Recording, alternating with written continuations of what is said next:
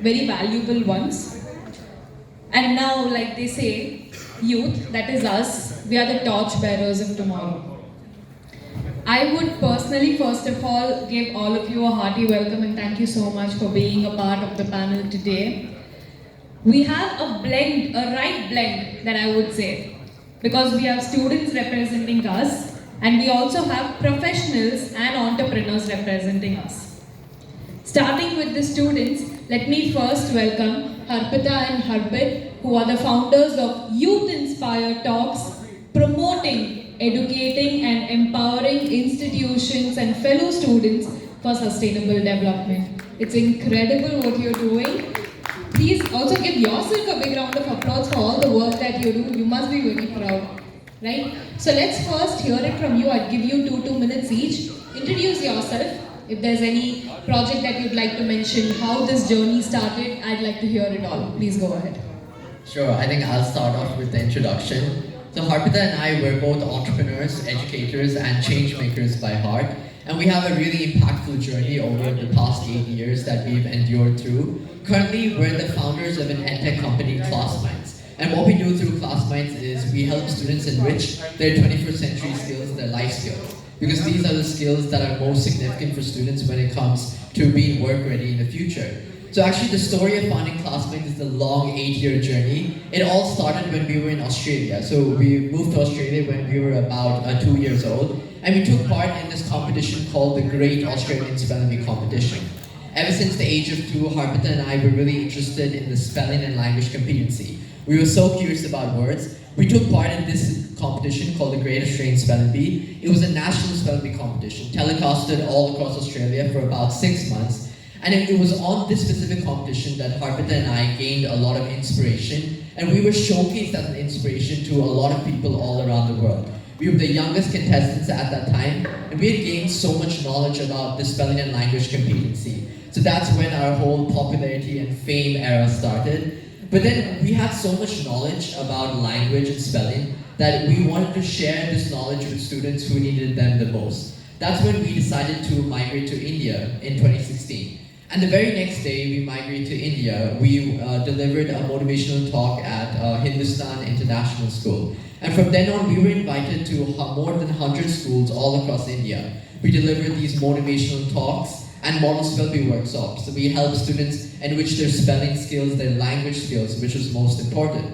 But in many of our workshops, we could realize that the students were really motivated and enthusiastic to take part in all of our sessions. We realized that students had the ideas and the potential needed to make a change. But then there was a certain skills gap that we identified between students. This skills gap was mainly related to life skills and 21st century skills. So some students had the fear of public speaking. Others wouldn't go on stage, or some students lacked critical thinking. This is when we decided to found our edtech company, ClassMinds. And through ClassMinds currently, it was kicked off in 2019. And over the past 3 years, we've impacted 8,000 students from over 15 plus countries around the world. So this is a bit about ClassMinds. All right, thank you so much, Harpith, for introducing our entrepreneurial background. But apart from being young entrepreneurs, first of all, thank you so much to the UN SDG team for giving us this honorable opportunity to be panel speakers at this wonderful event. Now, Harpith and I are also the international student ambassadors of ex-Nora International and Youth ex-Nora International. These are very reputed environmental organizations that have been serving the community for 30 years. But we are also the founders of a very impactful social movement called Youth Inspire Talks. And if you're wondering, what do you do at Youth Inspire Talks? Well, we have a very big passion, and we've dedicated a lot of our years, in fact over 8 years, into helping upskill students, whether it's with critical life skills, environmental literacy, or climate change literacy as well. And the reason we focus so much on this literacy aspect, on educating students about the importance of the environment, about the importance of sustainability. We've been to hundreds of institutions, colleges, even government schools across rural India in terms of educating them. We've impacted over 200,000 students over the past 8 years, and hopefully in the years to come we can increase that number. But the reason we focus so much on literacy, and I'll explain this in the simplest terms, why literacy for the youth matters. Now, if I take a very simple example, right, let's take opening a pack of chips, and when you're outside and now you have that pack and you don't know whether to throw it on the street or to take it home. Now, there are going to be two types of people in this scenario. Person A is going to be the person who does not have that literacy. They do not have the awareness of the consequences that are going to come if they do litter or throw trash on the street. They do not know what happens to that trash when it goes to the landfill. They do not know about greenhouse gases. They don't know about global warming, climate change. So because of the lack of literacy, they think, okay, it's completely fine, I can throw it doesn't matter. That's person A. Now, there's also another type of person in this scenario. The second type of people are the people who do have that literacy and awareness. We are educated, we do know what global warming is, we know climate change, we know land pollution, but we still throw trash on the streets, we still choose to pollute. And why does this happen? Because the second type of people lack empathy. We lack empathy, we cannot sympathize or empathize with our environment to care. So our mission over the past 8 years has been, we are trying to make the youth person C. And person C is the kind of person who has both literacy, awareness, education, and empathy. And that's how you become a socially responsible citizen. So that's our mission. That's awesome. Moving on to our next panel, the core ethical value in organization. So please take 2 minutes, introduce yourself, and let us know how you found this as your purpose. Yeah, sure. Thanks a lot, and thanks for the opportunity as well. And it's more difficult being the last panel, and as well as after listening to the great talks, and also after such a great introduction, it always gives a lot of pressure to take it forward. I'd rather keep listening to the way that they're talking, right? So yeah, I was just so mesmerized with the clarity and the things that they put out. So just to give an introduction about myself, so I currently run an organization called Beyond Sustainability, and we want to make the earth regenerative in nature. So every interaction that we do with the ecosystem, we want to make it regenerative. So there are two types of sustainability. So one is conventional, where you say, let me retain resources as it is and let me become sustainable. And there's regenerative sustainability, where you say, let me restore the damage that I've done. So because of the carbon emissions and all of that, like ma'am rightly said, I don't want to get into the jargons, but those have been the reasons why we already see the effects of climate change and all of that. So it's important that we not just talk about conventional sustainability, but we also restore the damage that we've done. I think Dinesh will talk later about what he does, and it's a form of regenerative sustainability, right? So what we do is we go to organizations and we work along with them on their carbon management as well as their ESG management. So act as the knowledge partners, so anything related to sustainability, we take care of for corporate public companies, and we ensure that they kind of move towards the ladder in terms of becoming regenerative in nature. And that's pretty much what we do. And about me, I've done my master's studying about climate change in the Netherlands and happened to work with the EU-funded Restorative project, which went out to develop carbon credits, and there's a new term called water credits. They were a pioneering project in terms of water credits and all of that. So I was in the initial phase of the project. Then I figured out my ikigai was to become a social entrepreneur. And COVID happened, moved back home, and it's been a couple of years that I've been doing this. And to give a key distinctions about some of the projects that we've done. So we right now involved with CII on an industry decarbonization project, where we're working with Coimbatore and Tirupur as an industrial as an industrial cluster. We've measured the carbon emission of 50 companies and helping them decarbonize as an entire industrial cluster. And majorly we work with MSMEs in this cluster initiative. And as an next phase, we're also working with clusters in Chennai, Karur, and Hosur. So that's something that we've done at a large scale. Apart from that, we work on individual company basis along with them. So that's a bit about me and what we do at Beyond Sustainability. I'll probably talk later into the subject, and for now leave it to Dinesh. Mr. Dinesh is a passionate professional who's leveraging technology for sustainability. Well, let me first start with how I have registered you. Well, in the pandemic, when all of us were locked, And then there are situations when a couple has to get married. With the restriction of only 50 people perhaps that can attend the wedding, here is a genius sitting among us who hosted Asia's first metaverse wedding. And he did it for more than 3,000 people, and I don't think there's anyone sitting here who wouldn't have seen that news. I was astonished that, wow, this is the perfect combination of about the situation, leveraging technology. It is amazing what you have done then. And then it doesn't stop there. There are a lot of incredible achievements that he's done. He is a robotics champion himself and also been a part of IIT Madras. Before I take all the limelight away from you, why don't you tell me something about yourself? Thanks. That's a lot. Myself, Dinesh, I'm basically an engineer. I'm a dropout engineer basically. I worked in IIT Madras as a project associate, research fellow. I used to love robotics, IoT and AI, a lot of things. I'm more tech guy.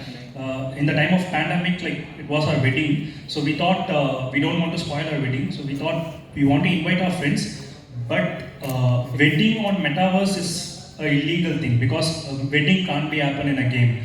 So obviously it's not Asia's first metaverse wedding, it's a reception. We hosted our wedding reception on metaverse. So it's a pandemic, we don't want to invite people and we don't want to make infections to be spread. So we thought, okay, why can't we create a sustainable way of event without wasting food and doing more expenses on the mahal and extra. So we thought, okay, why can't we use technology for a reception? Metaverse was a good choice. So since like I have a background of technology, so I thought, okay, why can't we host? So that's how we started. Then after that metaverse, it was spreading viral, and I got a big fame. So I thought, okay, why can't we use that fame and thing like to convert it into an entire career to switch on to sustainability. So that's how we started our own organization called Seeraku. So Seeraku is a Tamil word, Seer Seirathu, Seerakurathu, restoring. So that's the thing. So the whole point is after getting married, I felt selfish. So I got married, I'm going to run my family. I want a perfect place to live or run a family. The place is Earth, so I want to restore the Earth. So that's how because or else like we all, at least, so we all humans, we have this selfishness. So that's how I started my career.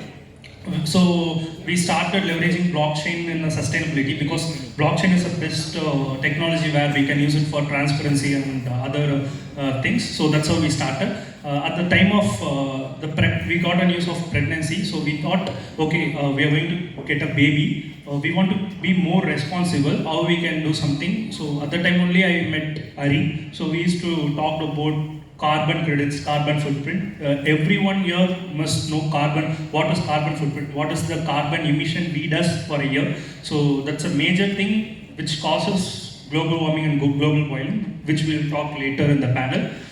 So we thought, okay, why can't make a carbon neutral baby? Because as an adult, we can't be carbon neutral. Every year we emit 12 ton of carbon. It's very huge. 10-year-old adult tree can offset or absorb only 22 kg of carbon. That means a 10-year-old tree. You can imagine, we emit 12,000 kg of carbon every year. By traveling, we emit carbon. By taking food, we emit carbon. By using cloths that which is imported or which shall be delivered by online delivery, it emits carbon. So we emit lot of carbon. The carbon goes to the earth. The earth is like a sponge which can't absorb more carbon anymore. That's the reason increasing of temperature. So we thought, why can't create babies carbon neutral? By the birth, let's create a forest for a baby. From the birth till she or he lives in this earth, whatever emission done by earth, that can be offsetted by this forest. It's a carbon neutral process. At the same time, we can educate the future generation. The whole point is, we are in a right time and right place that we can act as a climate warriors. We only can do this. So we can create a legacy for the next generation. That's how we started. So she is my daughter. She is 7 months old. In the time of pregnancy itself, like we created a food forest on behalf of her. It's a 2,000 trees. So officially, she is the world's first carbon neutral baby. So that's how we started from there. That's our mission basically. We want to make more carbon neutral babies and educate people that at least each of us want to plant 500 trees so that 500 trees can offset 12 ton, but immediately that can't be done because the trees want to grow. It has to mature. But for babies we can do. So we started working with hospitals like MGM, Kaveri. So I have a proposal for you. I want to do carbon neutral babies in Kollywood. From the corporation hospital we can plant some trees. After that we got news from Assam. So a lot of people are declared that we'll plant 100 trees for each baby. But in serious way we can do and we can create a carbon neutral world. So that's the thing. That's why I'm here. So we'll discuss more in the time. Awesome. Thank you.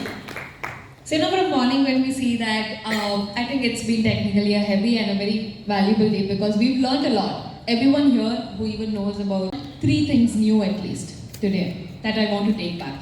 So first, let me start by acknowledging this fact that there has been a shift. I won't say we don't have a way to go. We have a long way to go. But there has at least been a shift. Changes have started to happen. Youth have started to acknowledge the importance of sustainable development. They've started to acknowledge the importance of inclusive environment. They've started to acknowledge on how to make the environment safer and feel everyone welcome today. Are you with me on this? Are you with me on this? So when this shift of mindset has happened, okay, let me take one sustainability perspective. All of us know that it is the drops that make an ocean. In an individual capacity, how do you think we can make a change starting from us, starting from our house? Let me know 3 practices that we can do in order to make sure that we are being a drop in that ocean. Okay? We can start with you.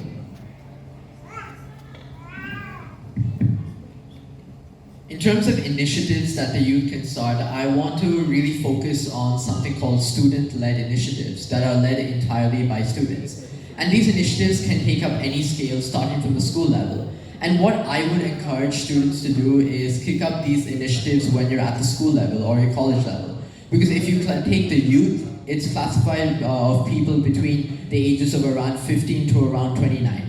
And why do we consider the youth to be the change makers and leaders of the future? You see, many companies, they usually go to the youth in order to find solutions. That's because the youth, they have the ability to generate ideas. And these ideas are different from what we generate because these ideas are fresh. The youth have a different perspective that they think about. They have a different mindset that they adopt. So what the youth can do is, if they kick off more student-led initiatives from their school level or the college level, it can certainly make an immense impact.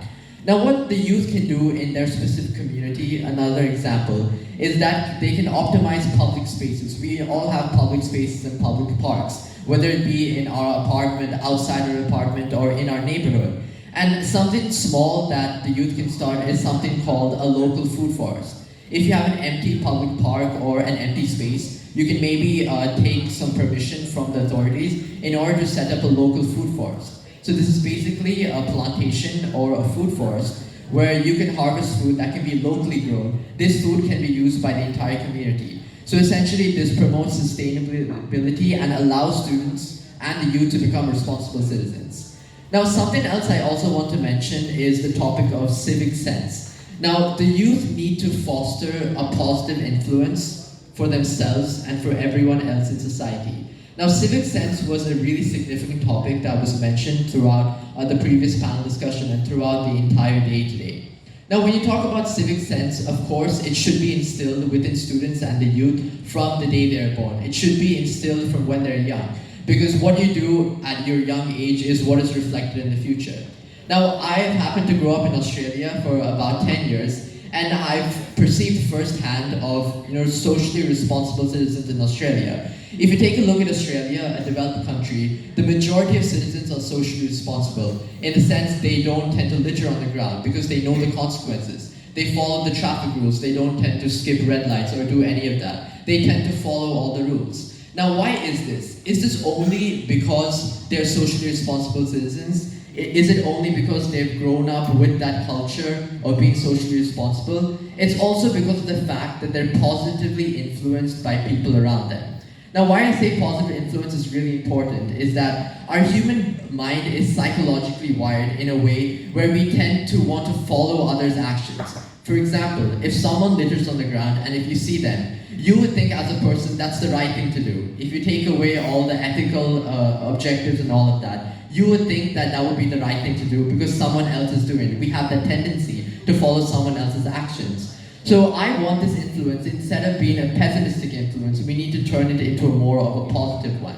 We all know the concept of herd mentality is when we tend to follow a group of people who are doing a certain thing. Now, herd mentality can be beneficial when you're making a positive influence. You're essentially inspiring other people and the youth to make positive environmental action. But there's also a drawback to herd mentality, and that is when you have a pessimistic influence. So this is why the importance of positive influence is really significant when it comes to the youth. Thank you. So to sum it up, To sum it up, you'd say the three actions would be A, having a positive influence around you. Second is the usage of public resources, and in the same public resources, have a food forest, which I think aligns with what you just mentioned earlier, right? So Harpita, let's give it to him. Three things that maybe you would say at an individual capacity we can implement in order to gain sustainable development. When we talk about sustainable development, we have to just check with us. We are developing. Obviously, we are developing as an individual, as a country, or as a city, even a corporation. Everyone is developing, but we have to see: are we developing in a sustainable way? Sustainable is something which comes from our ancestors. But we skipped some part of sustainability in previous generation. So again, we have to take it in order to continue it. So simple things. We don't want to come to the ground, or we don't want to work anything. We just can reduce use of electricity. So that's the first step for a sustainable life, where you can avoid unwanted electricities to be wasted, or else like you can maybe switch entirely to a renewable energy. That makes sense, so that you can use the natural resources and you can convert it as your electricity. So at that point you can waste your electricity. No one cares about it. Unless and then you take it from a fossil fuel, burning coal and emitting carbon, you can go for a renewable energy to live a luxurious life. You can put your AC. That way you can be sustainable. Second thing, I go with this point that local food forest. Instead of that makes sense. Local food forest is must. That's what we say. Always we try to prefer food from our local chain to avoid unnecessary storage. If we are eating a mango from other district or other state, basically there are a lot of energies wasted. They want to store it in a cold storage that uses a lot of energy, and the transportation, and there are a lot of money waste. So always prefer the local food. It can be more posh or luxurious that we order a Chinese ramen or something. It's like a social gimmick, but we can skip it for the next generation. We can have a local food chain that makes a food forest or whatever maybe. And the third point is always go for a sustainable clothing basically. So a lot of waste is generated from a fashion industry.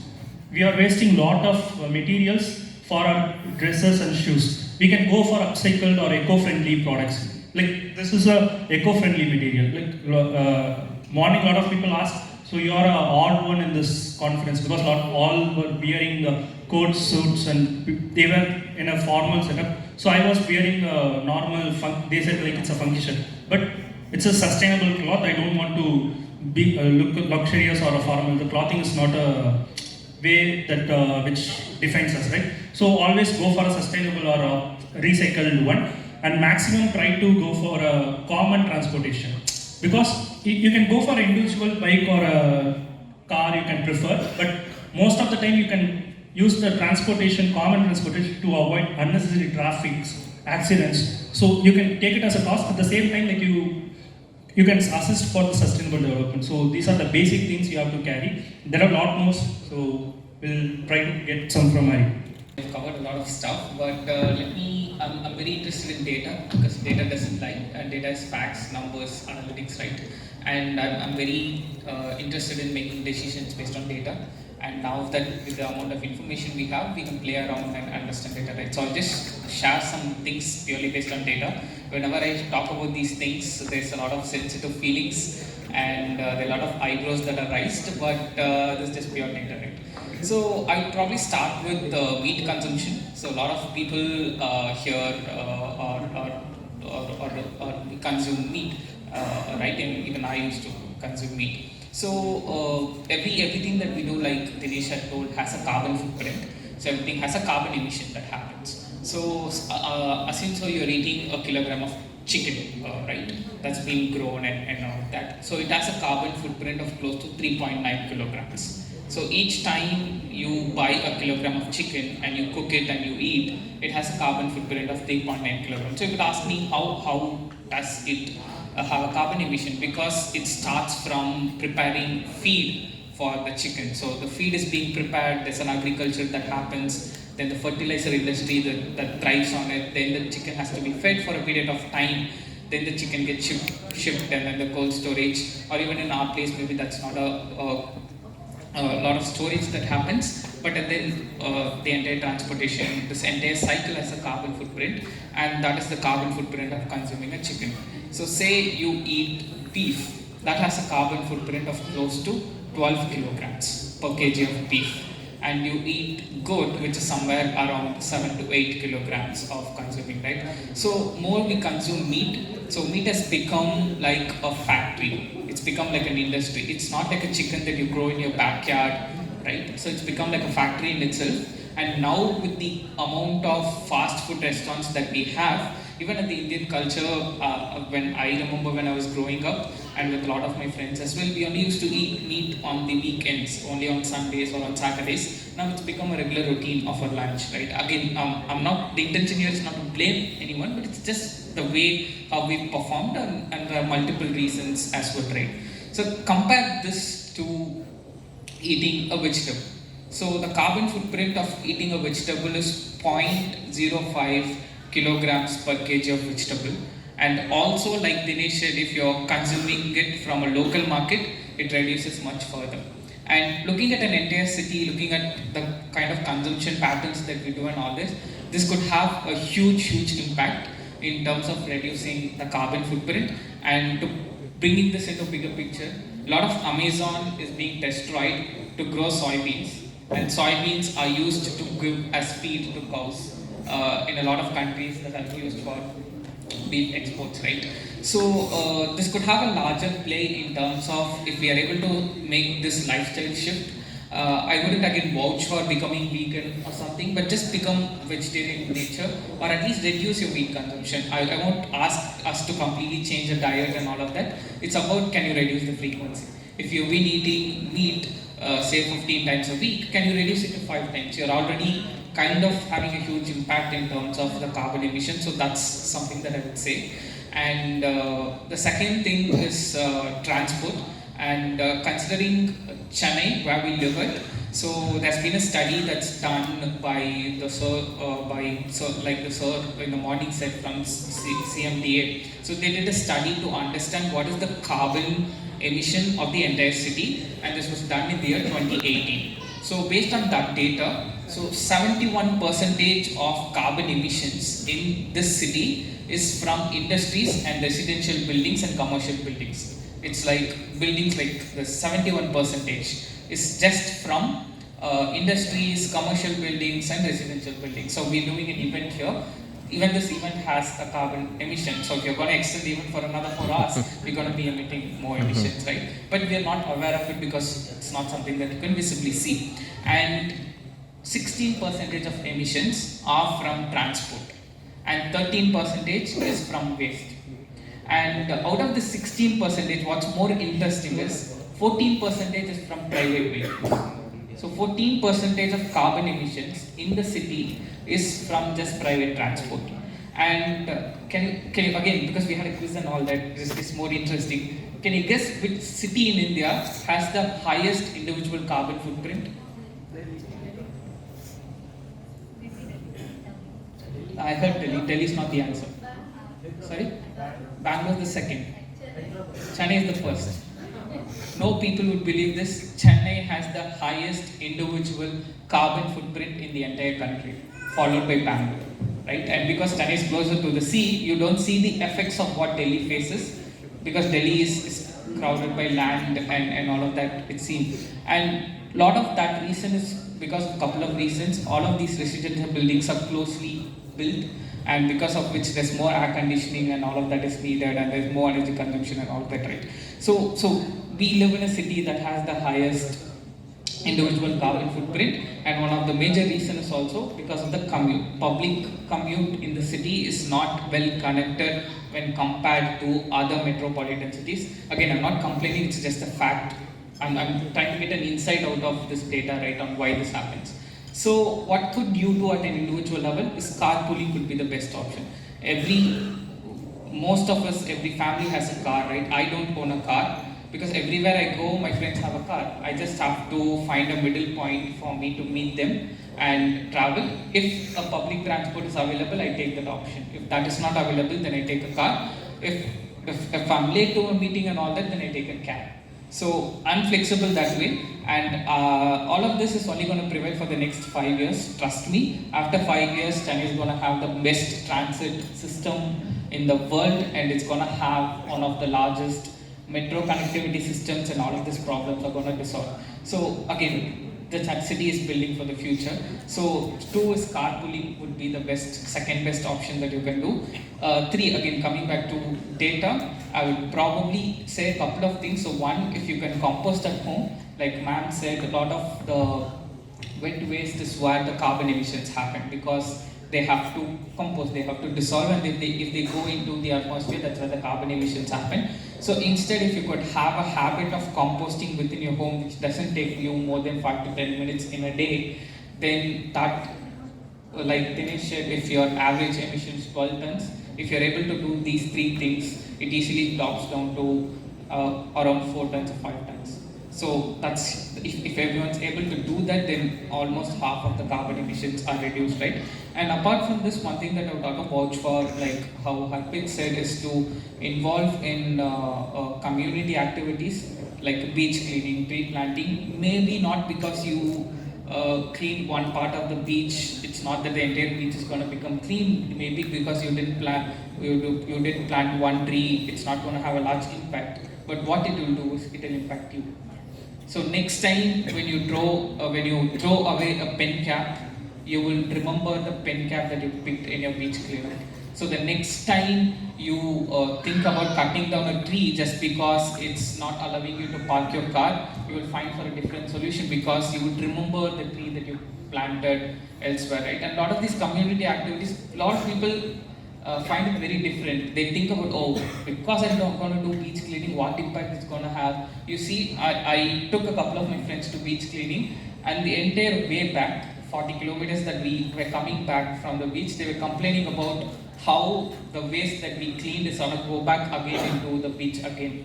But the activity was not to clean the beach, but it was to have an impact on you, because you will then go talk about it, you will ensure that it doesn't get repeated. So that's one thing that I definitely watch for, at least once in a month or once in a couple of months, if you can make a promise to yourself that you will involve in one of the community activities. It won't just impact you, you'll be able to build better friends, you'll be able to build a better network. A lot of people complain about you're not able to meet like-minded people and all of that. This is where you'll find, if you're ready to do these activities, and that's where I found a lot of people. So I'd probably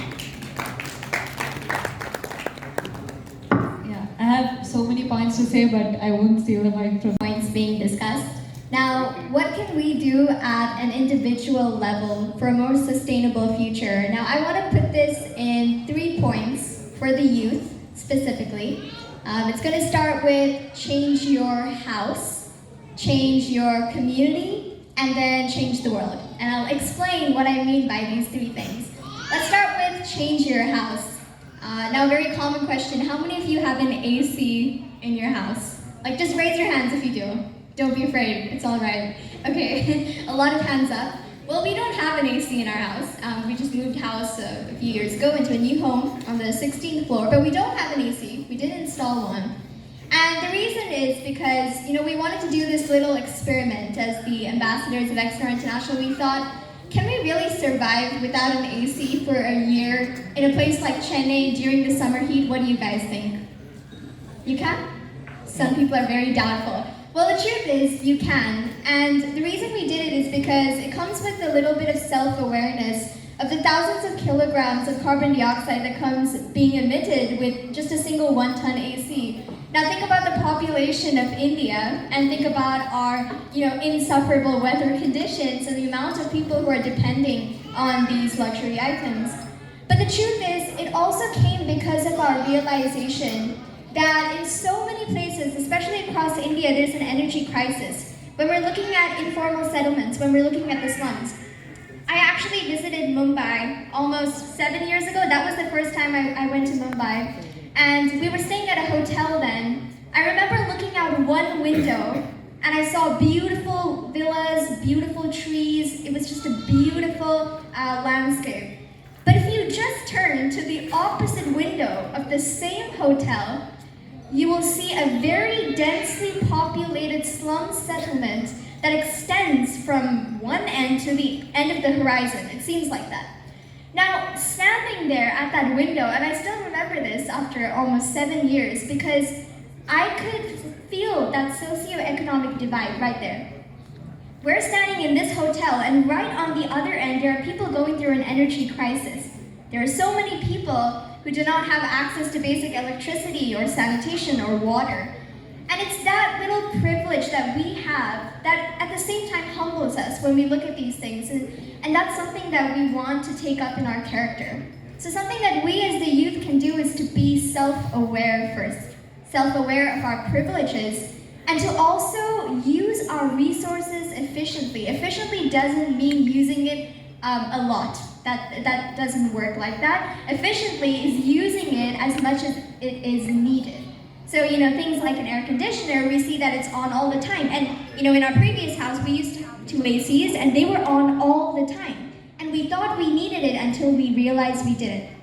So the first thing that the youth can do is build that self-awareness. How can you change your habits within your house? I'm not telling you to get rid of your air conditioners, but think about how you can be more self-aware and be aware of your privilege as well when it comes to things like access to electricity. Try not to be wasteful of it.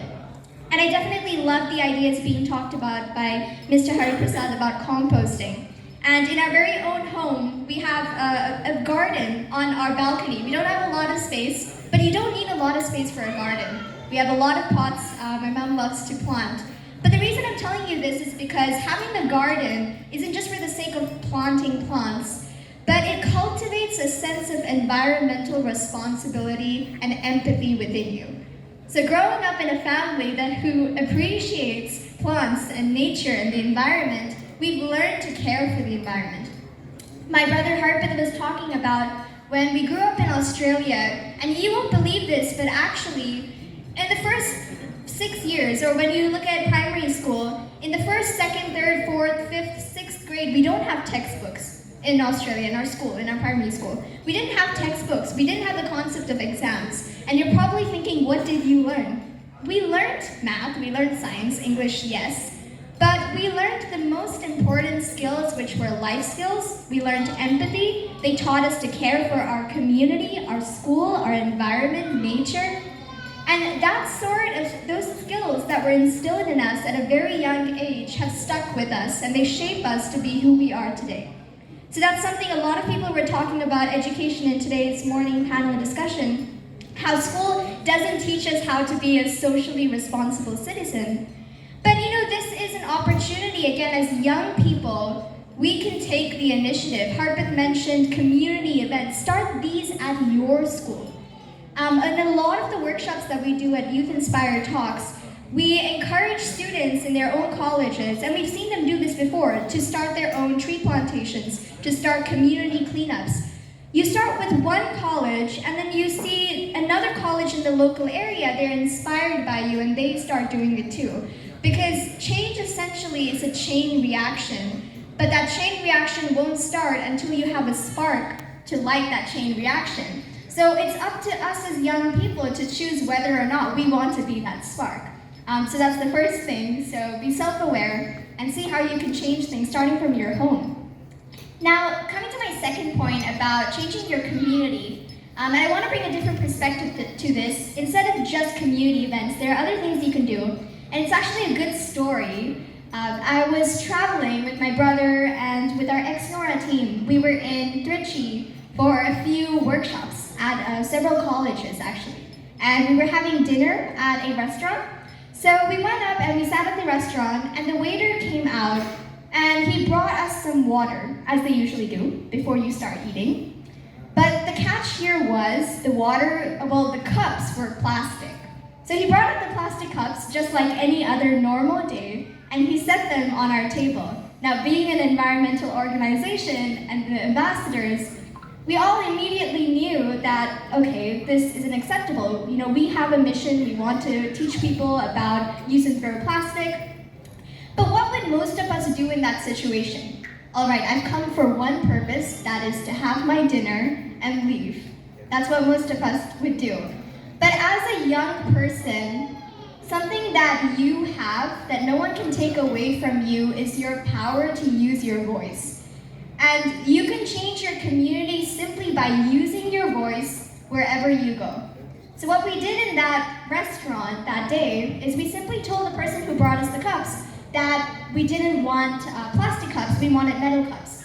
So he then brought us the metal cups, but we didn't stop there. We called the manager, and then we told them, afternoon, sitting at home, we were just discussing, and we thought, why not start this? And this is the kind of thought that we want all of you to also embody. Don't suppress your ambitious ideas because age is not a limiting factor. That's something that we have always believed in, whether being an entrepreneur, an educator, or a change maker. So green entrepreneurship, there's so much potential for young people to transform this space. So yeah. Wow. I thought you were about to tell minimalistic principles. Well, You make All- Jackie speechless. yeah, no, yeah. Actually, I never go out of words. I'm the one who continuously talks, but She's fighting for words. at this moment, I'm like, all of them have given, I'd say, very realistic solutions that can be implemented. But as a common man or a common woman's perspective, I would like to bring here, right?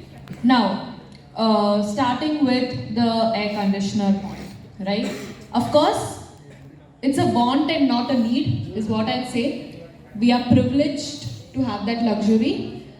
And when people have this mindset that is turning off AC for one day or is turning off AC for one room going to make a difference, in their mind, perhaps the answer is no. Okay? So I would want one of you to take this up, and if you have to, let's say you have to talk to me as a friend, okay? I'm telling that I cleaning the beach for a day is not going to make a difference. You mentioned the impact. I turning off the AC is not going to make a difference. I growing a food forest in a community park which I perhaps don't even like to go. Why should it make a difference? One of you take it up, and how would you convince it to the audience or portray your point, portray your input to convince them to take it up? Anyone can. Yeah, so that's what we do actually, educating people, spreading literacy. So general thing, I'm just saying in my aspect, so that's the whole point. We target people emotionally. We say, if you do this, so basically I'm not this type of guy. Before marriage, I used to work in IIT, I'm an engineering dropout guy, and I used to live a luxurious life, not in home, but because I'm representing India in robotics championship, I'm a tech guy, I used to get prize money, I spend it a lot, I travel a lot. I emitted our most carbon footprint, but now I'm just saying like power the teeth grammar, like I'm doing offset. So basically after marriage, like I thought I have this selfishness. Because of my family and because of my daughter I'm doing this, but my daughter and my family lives in this earth. obviously I have to do it for all. So that's the emotional connect I have. So my target audiences are parents and the married people. So easily it can be, they are feeling it. So almost we started it on February because like my daughter born on March. February we planted 2,000 trees. Just believe me, in almost 8 months. From February we planted 6. These social habits. In terms of students recognizing social habits, we really want students to recognize the consequences, of what would happen if the youth around the world do not follow eco-friendly measures. So for example, if we talk about climate change, one of the most significant issues that we face in today's world, and we all know urbanization is synonymous with climate change. As we move on, we don't only want urbanization to be more technologically advanced, but are we building cities to be more sustainable? That's the question. So in terms of climate change, we have a lot of effects. We have deforestation, we have flooding all across the world, and I think some countries have also been submerged due to the effects of climate change. Now, talking from a school's perspective, from a young age, I think what would be really beneficial to convince a student in order to pursue an eco-friendly activity, to plant a tree, or to maybe perform an activity that reduces carbon dioxide, is when we take them on these exploration trips that allow them to experience the negative consequences firsthand. So for example, if we take them to a community that has experienced these negative effects, for example, their households or the slum they're located in, if that particular area was flooded, we can maybe take students from schools all around the world to that particular area and maybe get personal insight and feedback from the community and from all the individuals themselves. That would really provide that sentimental perspective and allow students to recognize the actual impact of what would happen. Because all of us... For example, you're a parent of a child. You can have an influence over the parent.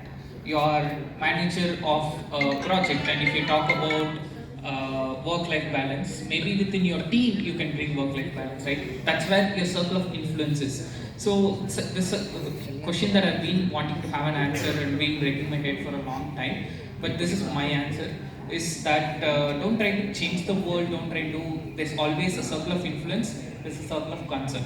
So a lot of the things that we've spoken from the morning is about the circle of concern. The moment something is your circle of concern, you have very less power over it, and there's very less control over it, and there's very less change that you can create over a circle of concern. Whereas if it's within your circle of influence, you can change. So the best way to change your circle of influence is, for example, is to, by doing it and to show it. You can only show them a direction, you can only act the way it is, and people automatically change, is what I believe. And that is to a large extent you can and also given the amount of distractions that we have in the modern world, people don't want you to preach, people don't want you to say anything, right? And one very perfect example is when I hold this mic, this is my opportunity to influence people.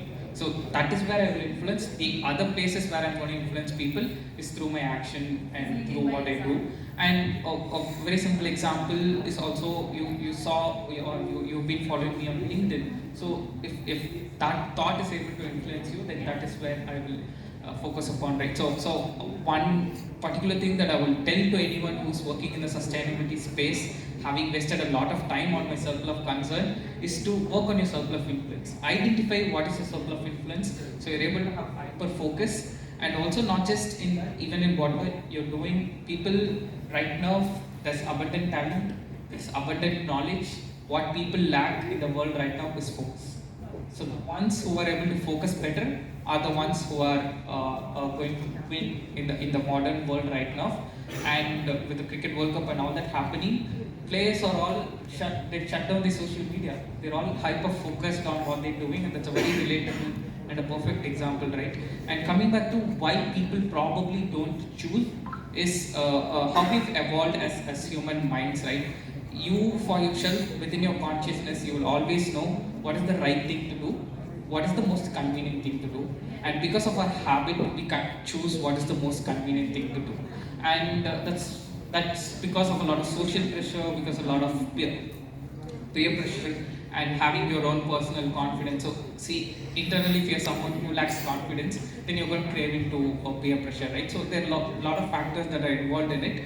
But I feel when you talk about sustainability and why people are not able to do it, so there's something called as this Maslow's hierarchy of needs, which says your first priority is to have your physical needs met or your safety needs met. You need to have food.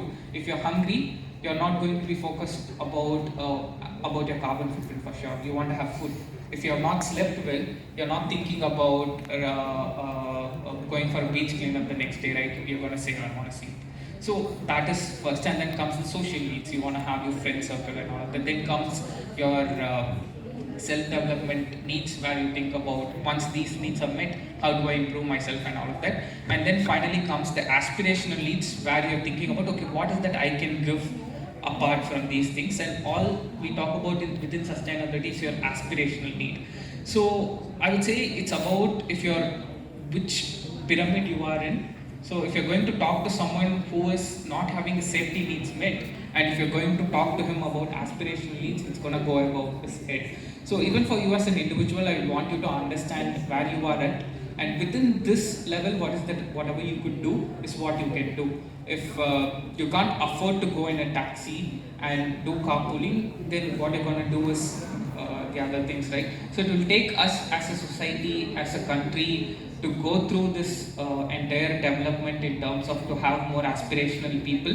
And why we see a lot of this come from the Western media is because they've gone through this transformation. So it's easy for them to say, oh, why are you guys polluting? You shouldn't be polluting. But we're in a developing country, and it will take us a lot of time to go through that overall aspect. So there will definitely be, and that's where we talk about sustainability development, and that's critically important. So, and talking about that, that's where it leads to affordability. A lot of the sustainable products are higher than the conventional product, and the best way to reduce that is to increase demand. And I'm for sure clear that it will change over time, but it will take time for the transition to happen. And once we are also able to, as a society, go up this ladder, meeting our hierarchy of needs, then that will change as well. Awesome. Thank you. Thank you so much again, everyone.